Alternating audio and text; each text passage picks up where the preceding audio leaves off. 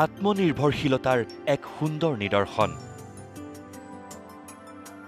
ঘৰতে ব্যৱসায় কৰি মাহে লক্ষাধিক টকাৰ বজাৰ দখল কৰি আদৰ্শ হৈ পৰিছে এজন লোক।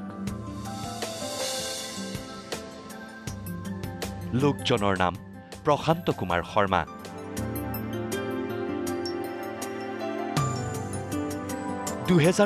চনত ঘৰতে সৰুকৈ আৰম্ভ কৰিছিল বনফুল নামেৰে এক আচাৰৰ উদ্যোগ।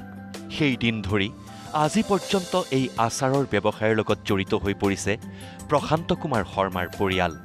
পিছে সেই সৰু উদ্যোগটো এতিয়া বৃহৎ উদ্যোগলৈ পৰ্যবসিত হৈছে, কাৰণ প্ৰশান্ত কুমাৰ শৰ্মাৰ বনফুল আচাৰৰ উদ্যোগৰ লগত এতিয়া জড়িত হৈ পৰিছে আন 10টা পৰিয়াল।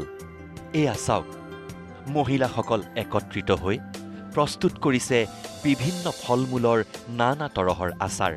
প্ৰশান্ত কুমাৰ শৰ্মাৰ বনফুল উদ্যোগৰ আচাৰ গোলাঘাট জিলাৰ লগতে অসমৰ বিভিন্ন প্ৰান্তলৈ ৰপ্তানি হয়।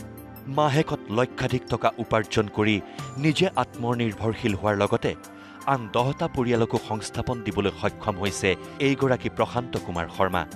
আমাৰ এতিয়া 10জনমান আৰু বাহিৰৰ ছাইডৰ পৰা 5জনমান আছে, প্ৰায় 15-16জনমান, আৰু আমি নিজে আমাৰ চাৰিটাই সমানে কাম কৰি থাকোঁ।